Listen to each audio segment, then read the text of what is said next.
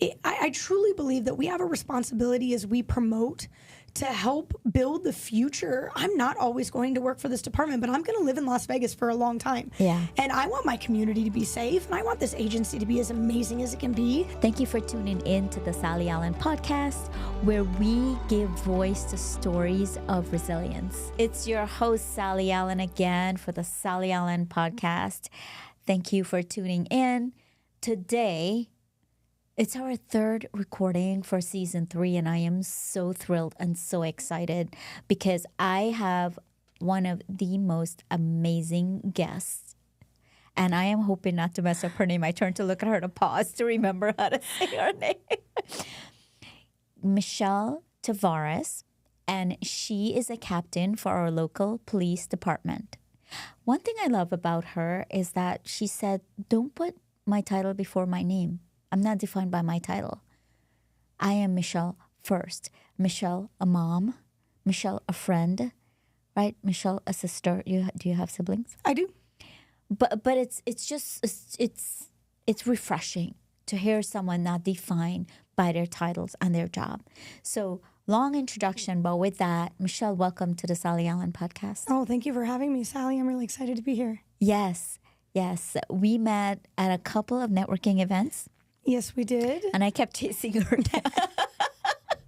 Every time I hear her speak, I kept chasing her down. Finally, on the last one, I said, okay, I'm going to put your number in my phone. I hand her my phone, and I said, you put your number in here, and I'm going to reach out to you.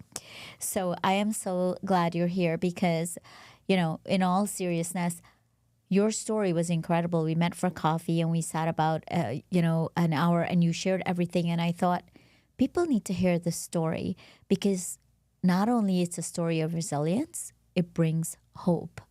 And that's why, you're here today. You are a strong, independent, incredible human being. But you weren't always like that. You worked your way to where you are today. So that's the story. We want to hear where you were and how you got to where you are today. Well, you're right. I wasn't always like that. I considered myself a pretty confident kid. But when I look back on it, it was really more, I think, feigned confidence. It was, I actually believe a lot in, children are what you tell them they are going to be. You are what you believe you are. And I think as a child, I really believed I was confident. And as I kind of progressed through school, and which I grew up here, by the way, I was born and raised in Vegas, so very near and dear to my heart. Yeah. But as I progressed through school and kind of really started to see the outside world, especially middle school, those middle school girls can be so mean. I really started to learn that maybe I'm not as confident as I think I am. And then, obviously in my 20s and I would say my probably early 30s, is still I had not reached that level of kind of understanding how to build actual confidence. So when I look back at my younger self, I think adversity makes us stronger. And I hadn't experienced a ton of adversity in my life, which I'm not mad about. Yeah. But I started to, being a police officer here in Vegas is an incredible opportunity and an amazing job. But you deal with a lot of things out on the street, a lot of difficult situations. And that, I think, was a big part of helping me learn confidence. And then, of course, I'm just for historical, because I know you know, but I've been divorced about 2 years now. Yeah. And I met my wife, my ex-wife, back in 2007. Yeah. I think it was. So we were together for a long time, about 15 years, married for 10. And we were a good couple in the beginning, like I think most people tend to be. But I had lost a lot of who I was. I had lost a lot of my self-worth in that relationship. And, it wasn't... I look back and it wasn't what I thought. At the time, I thought this is what love is. And I did love my ex, don't get me wrong. But I look back now and though I loved her and I believed that she loved me, that's not how you treat someone that you love. Yeah. And so having to deal with some of the issues I dealt with her is really what helped build my confidence to make me kind of the person that I am today. Yeah. So I'll kind of start back at when I think that my personal growth began, which was about 6 years ago. The reason I remember it so well is because I had just had my youngest daughter, who just turned 6. So it's an easy way to remember that timeline. Yeah. But I had gone through quite a bit with my ex. She wasn't the kindest person to me, and I had my own faults in the marriage. I don't want anybody to think, oh, it's one-sided. It wasn't one-sided. But this was kind of the precipice for how I figured out where I needed to go with the rest of my life. And I was on maternity leave and new baby. I have 3 other children, so I have 4 children total. And I was exhausted. My oldest now is 11 and my youngest is 6. So there's only a 5-year difference between the 2. Wow. And so my ex is a firefighter, and so I was a single mom a lot. She worked a lot, which, their schedules, that's what they do. Yeah. But that required me to kind of be alone for, lengthy periods of time. And so this particular morning, I was trying to get the other kids to school, and I was probably wearing some raggedy T-shirt covered in breast milk because that's new moms, right? Yeah. Not succeeding in life the way I felt I should be, but doing my best. Yeah. And we were late. Which I think happens to a lot of moms. And I was trying to get the kids in the car, and as kids do, nobody's really listening, Yeah. They're young, and they're, where's your backpack? Where's your lunch? I forgot my water, and all Did you the brush your things. teeth? Yes, all the things. So I'm trying to get in the car, and the baby hated her car seat. I mean, just despised it. She was the happiest baby until you put her in that thing, and then she would cry. And she would cry the whole way to school and the whole way home. And I would take her out of the car seat, and she'd be happy again. She just didn't like it. So I had her in the car seat, and I'm carrying it out and trying to get these kids out. So the baby's crying, and the kids don't have their stuff, and I'm stressed. I'm stressed, and I'm tired. And no excuse. I make no excuses for how I reacted, but I kind of lost it. I did what I think many mommies have done in the past, and that was it. I didn't have it anymore, and I started telling the kids, I started yelling. I'm like, get in the car. We're late. Get in the car. Just get in the car. And I lost it like mommies do. And the kids all get in the car. They got, I put the baby carrier in there, and I get in the seat, and I look in the rearview mirror, and what I saw just broke my heart. I just saw, like, in my kids, fear in their eyes. And listen, I've never hit my kids. I'm actually, I believe in spanking, but minimally. I'm more of a timeout mommy. Yeah. But they were scared. They were scared. Mommy had raised her voice, and, mommy just yelled, and they didn't know what was coming next. And I hated it. I hated what I saw. And I thought, it was right then, I thought, is this the person that I want to be? Is this the mommy that I want to be? Because we're a few minutes late to school? Like, when I started to really put in perspective what I was focused on, is the 5 minutes that we're running late going to derail my children's education? Right. Are they not going to go to college, or they can't get into an Ivy League school because we're 5 minutes late? And so I tried. I said, are you guys excited for school today? And nobody would answer. And I was like, I can't send them off to school like this. This isn't how I want it to be. So I took a really active effort to look in the mirror and say, how do I get better? How do I be the best mommy I can be? But what that inevitably did was I took a big look at my relationship as well. And I said, where have I failed? What can I do? And, one thing I tell my kids, and kind of one of the mantras I live by, is, what can we control? Yeah. And if you ask my kids, what can we control? They'll answer, only ourselves and how we respond to things. Yeah. Because that's kind of what there's so much in this world that's outside of our control. Yeah. And we cops are control freaks. So, we want to control everything. If we ride together, I'm going to drive, Sally. I'm just letting you know. Yeah. Like, I have to.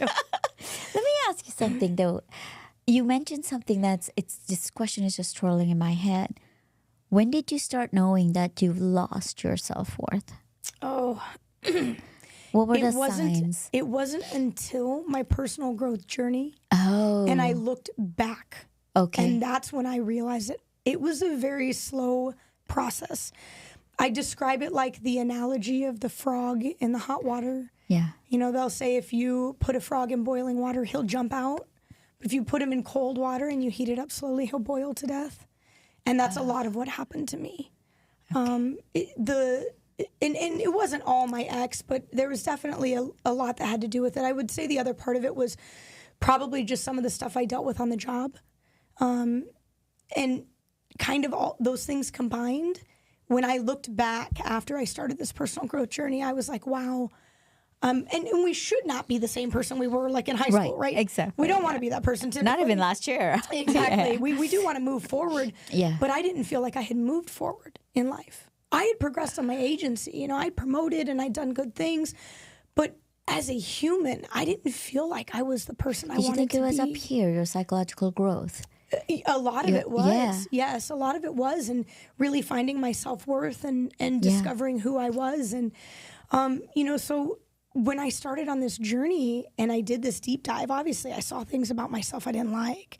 And that's hard. That's hard to look in the mirror and go, oh, I don't like what I see. Yeah. But I made a commitment to myself that I was going to take accountability. And if I really wanted to be the best version of me, it started with that. So I did. I kind of acknowledged a lot of my shortcomings. I'm really big on apologizing to my kids. Yeah. I don't want my kids to think that it makes them weak to apologize. Right. You know, we're humans. We are going to make mistakes. And my kids are going to make them their whole lives. So I want them to understand when they do. Hopefully it's not a huge mistake. Right. But an apology can go a long way. Yeah. So I did. I apologized to my kids. I apologized to my ex. I owned my my mommy stuff that I wanted to get better at, and I kind of owned the issues in my relationship. And then I really started to work on just becoming better. The problem was that had an unintended consequence I didn't expect. As I grew, as I continued to grow with who I was, and I really did begin to find my self-worth, I realized I was in a marriage that wasn't working. My ex wasn't as intent on personal growth as I was. Right. In fact, I remember having a conversation with her about my growth, and she made a comment to me, and she said, just don't outgrow me. And looking back on that, I can kind of see why she was so fearful. Right. And had we grown together, maybe things would have changed, you know, but at the end of the day, I think the universe just had other plans for us. Yeah. And she's off and married now, and I have an amazing girlfriend that I'm super happy with. So I don't think that we were meant to stay together. And a lot of the stuff that I dealt with her has made me a much stronger person.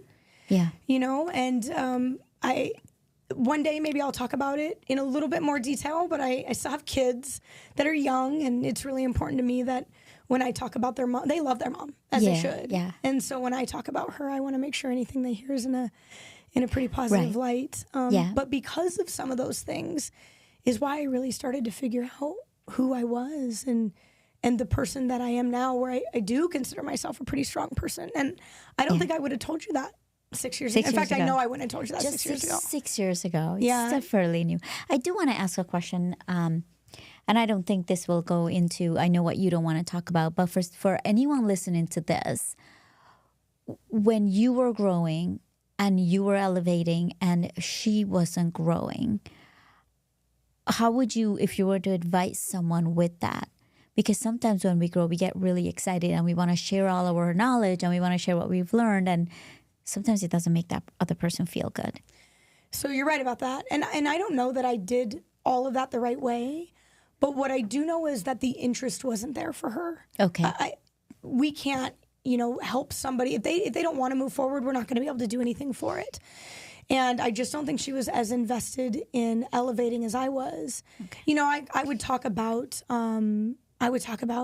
making money, or saying something like, when I retire, I'll get a second job and we'll be rich one day. And her comment back to me would be something like, money isn't everything.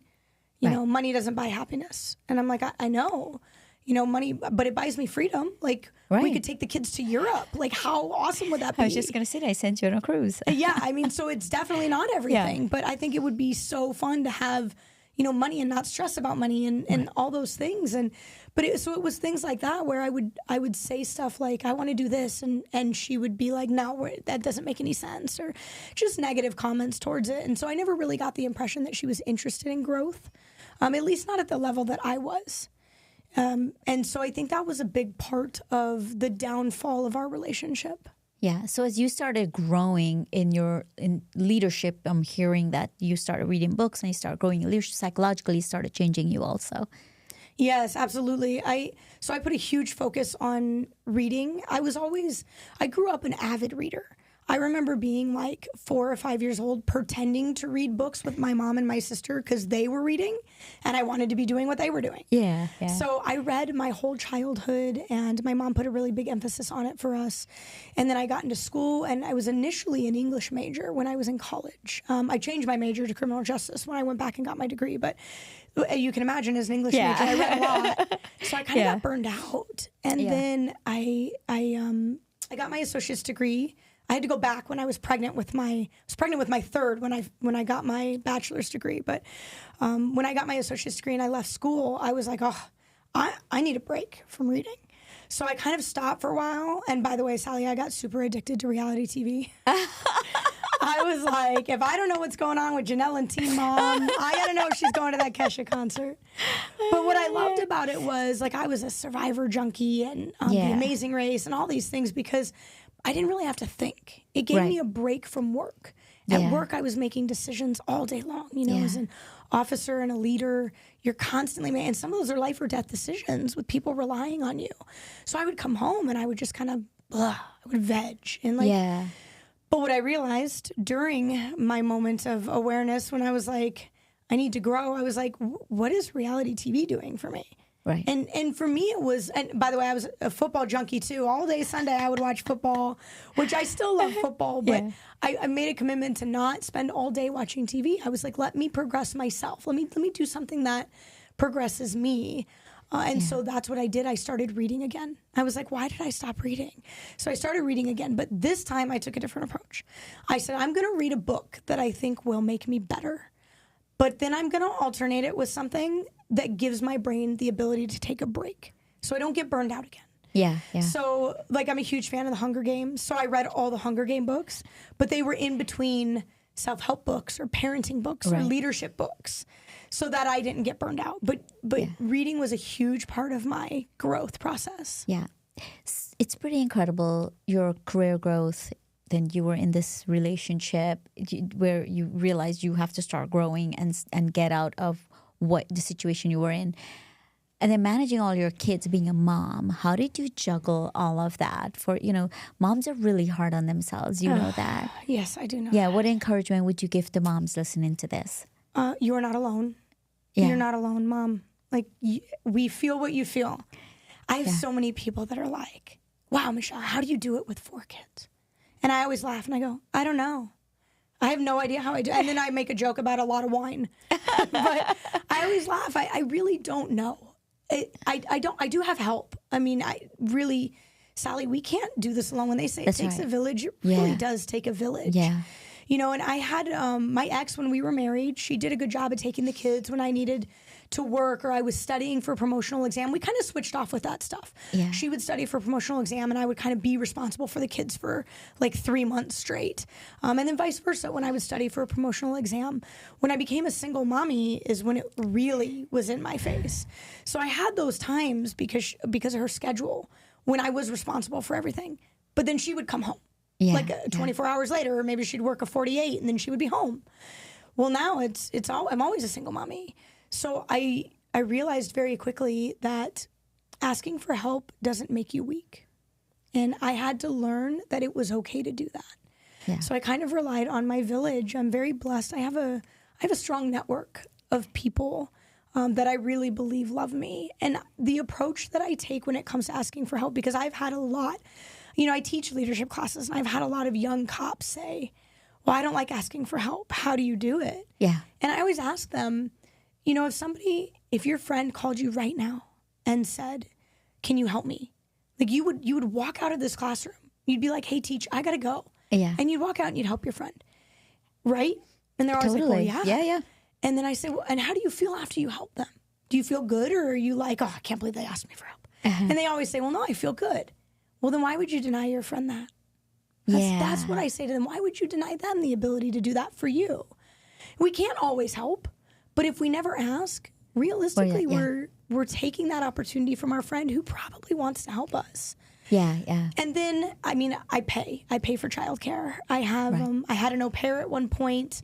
Now I have a nanny who comes and kind of drives my kids around and helps me shuffle. And then my girlfriend is a huge help when she's available. She's pretty busy herself. So I try not to rely on her too much just because I don't want to put that on her.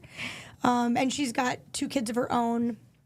So, I try to take on most of it. But when I need it, she's there. She helps me with it. I love that you said that, though.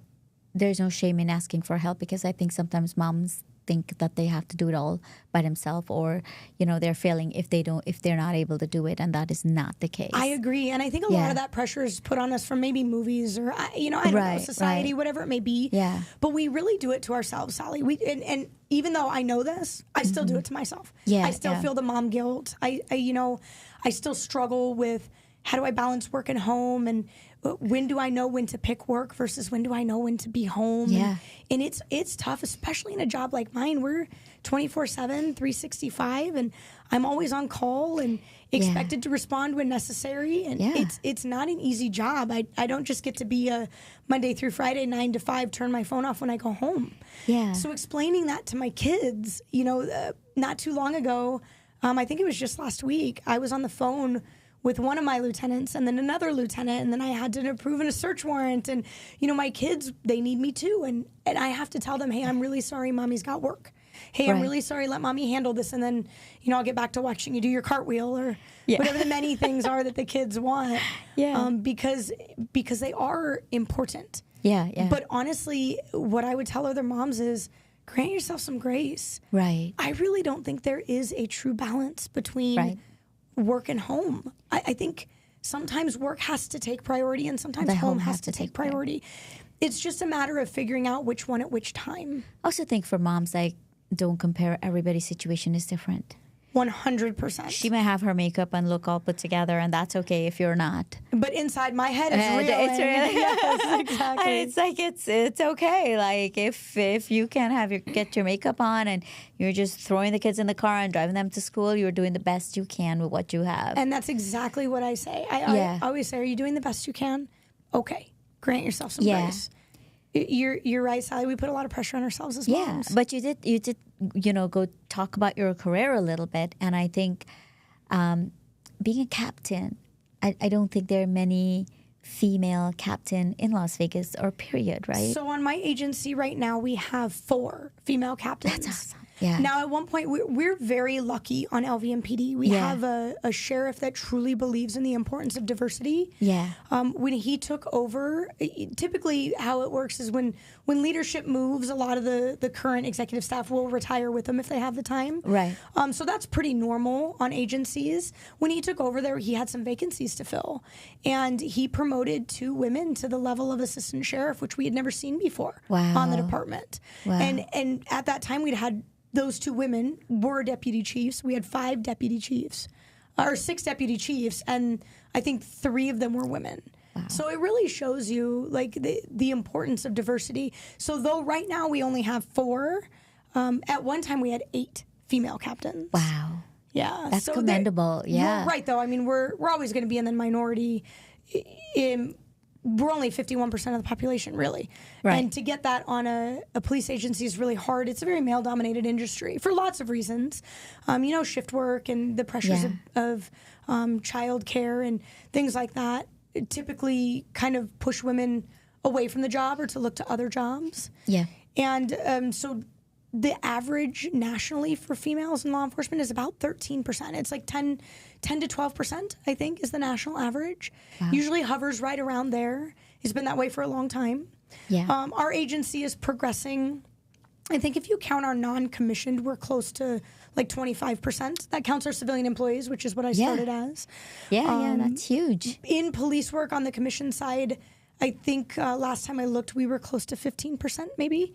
But I would have to double check that number. Yeah. But we definitely have some struggles. Well, I was going to get into that. What are some of the challenges you experience? So it's a male-dominated industry, and being a female in law enforcement is no better, no worse. It's just different. Right. It is different for us. Yeah. And we have a lot of men that support us. So, I just told you about my sheriff who truly believes in the importance of diversity. So that's a good thing. We've come a long way. The first female to ever get pregnant on our agency was Kathy O'Connor. She was also our first female deputy chief. Wow. And when she told me her pregnancy story, she said that she got pregnant while she was in patrol. She was currently on the list to become a training officer. Her captain found out and removed her from that list, which you can't do anymore, by the way. You couldn't do it then, but you definitely can't do it now. Right. Nor would we. And then told her if you wanted to have a family, you should have never picked this as your career. Wow. Now, that was a long time ago. Right. So we've made huge strides. Right.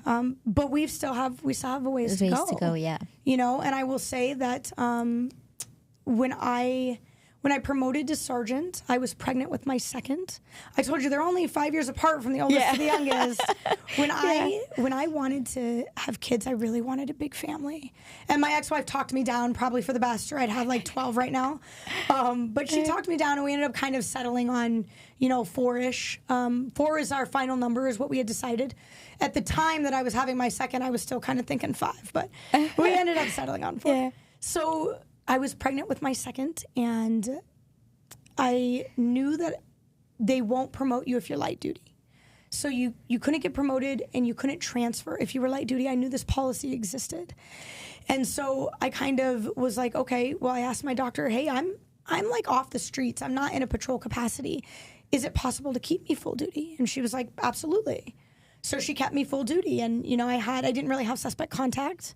I had other people on my team that did that, but I did my job. I did everything else. Right. I did all my interviews. I did my paperwork. I did everything else. And then I promoted to sergeant, and I went light duty, and I still did my job. By the way, I remember being out there, and they won't let us do this anymore. Again, times are different, but I still qualified with my firearm, and I was still out there leading my team, not in it. Right. Not like trying to take people into custody, but I was still out there like helping and running and doing what they needed so that they had supervision. Wow. But fast forward, and when I tested for lieutenant, I was pregnant as well. That wasn't planned. So initially, they were going to test for lieutenant in December of that year, or November of that year, and they were going to test for captain the following February. But they ran out of captains, so they had to flip-flop the tests. And I got pregnant in October. So I knew I was visibly pregnant by the time the test came about. I asked for a reasonable accommodation. They granted it. They said, no big deal, because you're supposed to be in uniform when you test. I really thought when I tested for lieutenant, I would come out somewhere between like 5 and 10 on the list. When we do a testing process, we do a couple different exams, and then they rank you. They put you on a list, and they kind of promote you in that order as they need.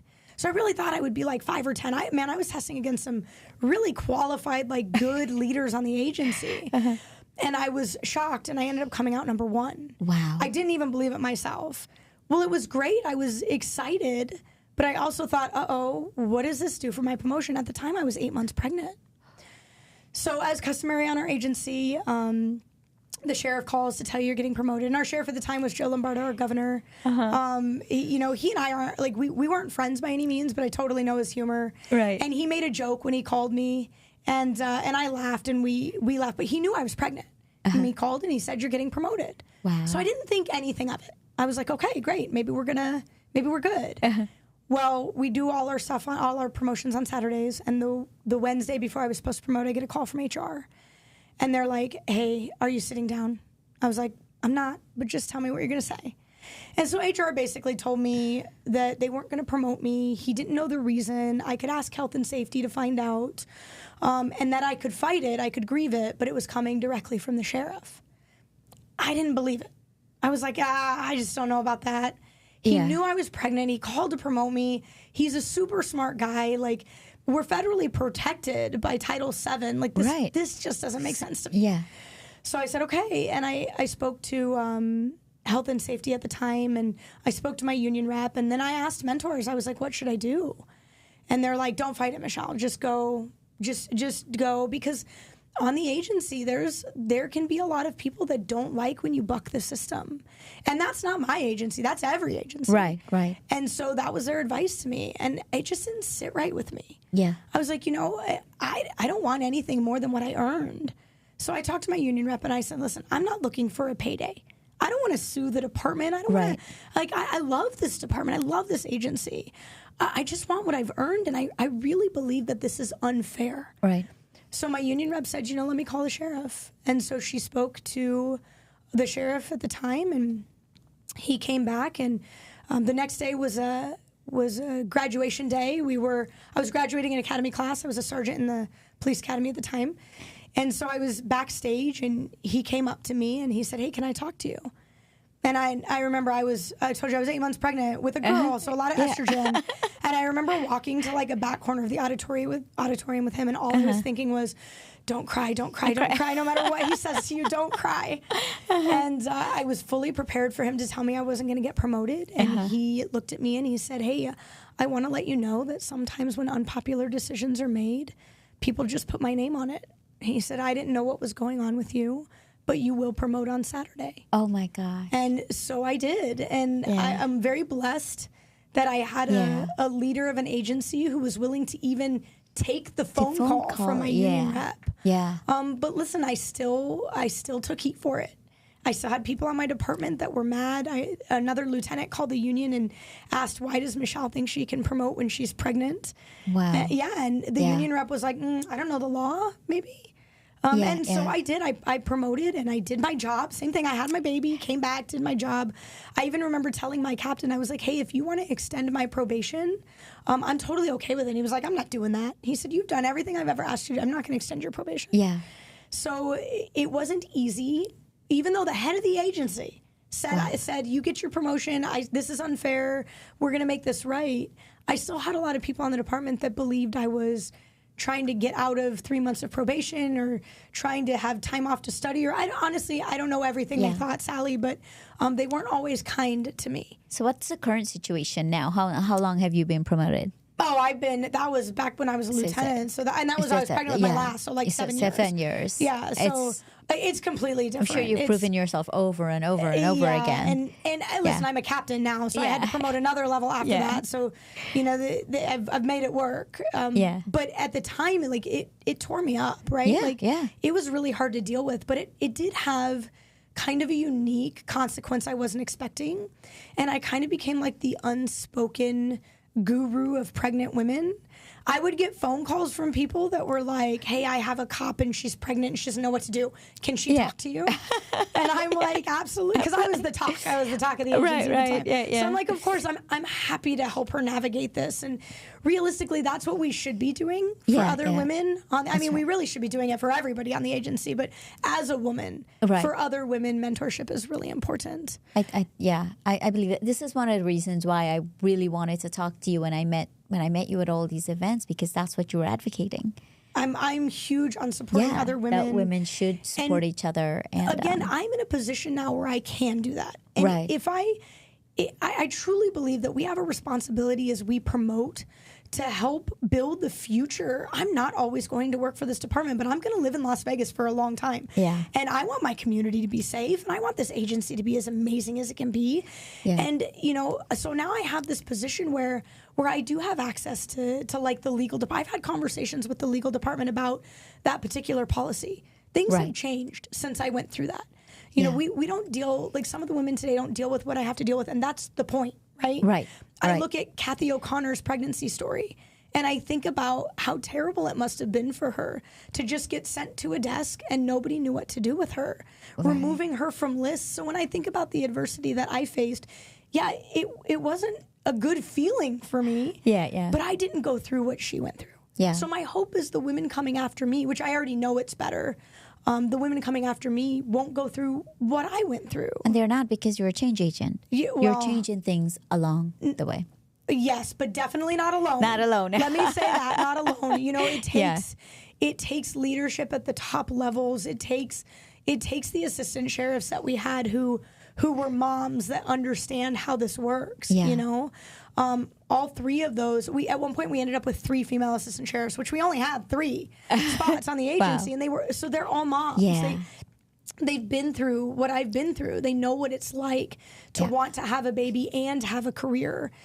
So leadership at that level, again, the sheriff being willing to promote them to that level, it really takes a team. It takes a team of people that care and want to make something better than how it was when they got there. I'm so glad you spoke up. All those advice you get not to speak up. Kathy O'Connor did not speak up, obviously. Listen, in Kathy's day, if she had spoken up, it wouldn't have worked out the way it did for me. For you, yeah. I can promise you that. You know, I had the honor of sitting down with one of the first females that's ever worked for Metro. Yeah. She was there when the sheriff's department merged city and county in 1973.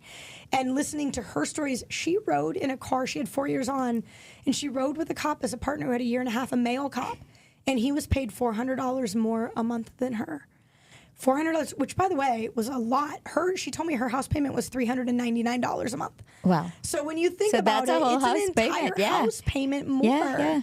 And had she not fought, who knows what would have happened. So that's what I think about. Like, we've come a long way. Yeah. And what they had to experience, and when they did, some people, when they speak up, they didn't have the luxury of making it through like I did. Yeah. You know, but we have cultivated a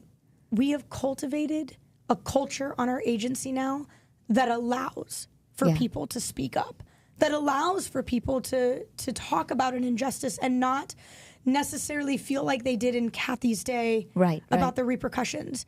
And in fairness to my mentors, I think they provided me the best advice that they could at the time based upon their experiences on the agency. And trust me, I was taking a risk by doing what I did, and I'm blessed that it worked out the way it did for me. Yeah. But I think the universe has a plan, right? The universe has that design for us. Yeah, always. Your story is incredible, and how far you've come and the changes you're making is incredible. I know you do leadership training also. You're talking about how you encourage the officers, you know, and moms especially. So it's just great what you were doing.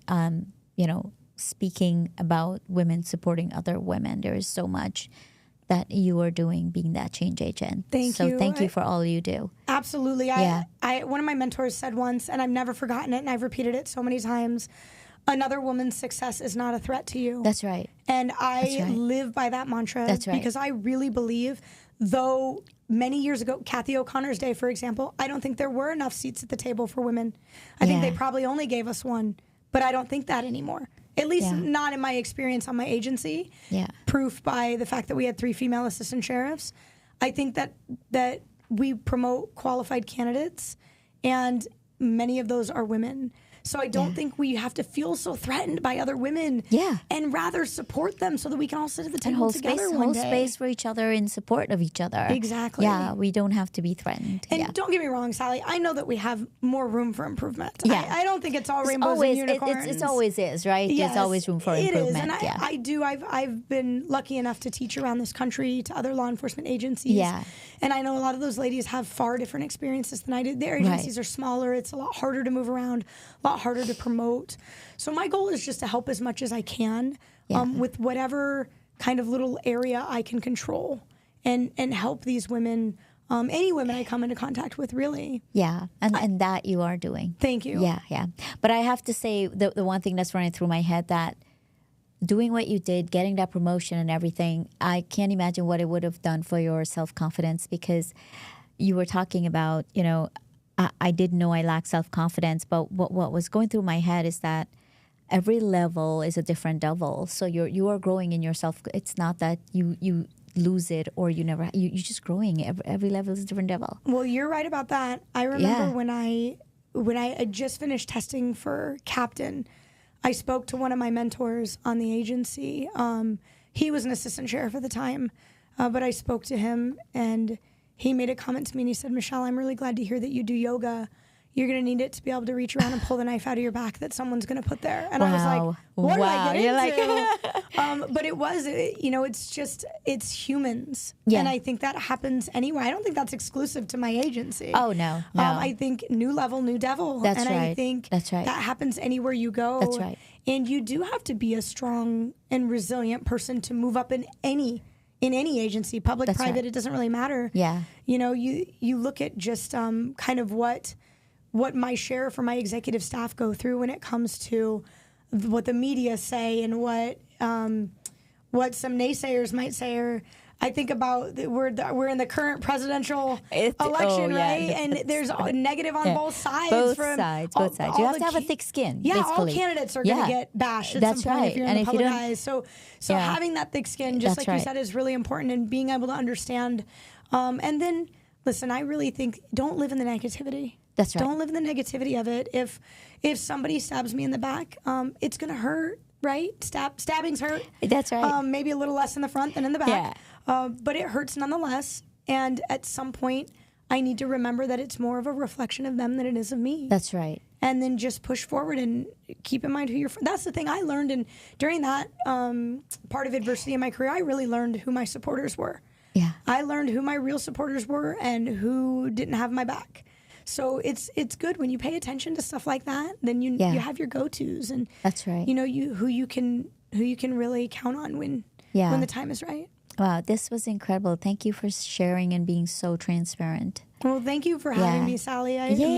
Hopefully it helps maybe a few of the women out there. Yes, absolutely. Sharing so transparently, I am positive that it will help a lot of women listening to it and encourage them. Like to know, I believe like the most important thing is having that thick skin. And we talked about in the last episode also having that community to support you. Yeah. Yeah, I understand. All right. With that, do you have any closing words for our audience today? I think I said plenty. If I left you with anything, it would be, especially when it comes to just navigating life. Yeah. Grant yourself some grace. I think it's really hard for us to do that sometimes. Especially moms. Yes. And I think that the more we can embrace that, the better off, at least mentally, that we might be, Yeah. Yeah. Well, thank you again, Michelle. I appreciate you, coming on the show and sharing your heart, talking about your kids and your story. And friends, with that, it's a wrap.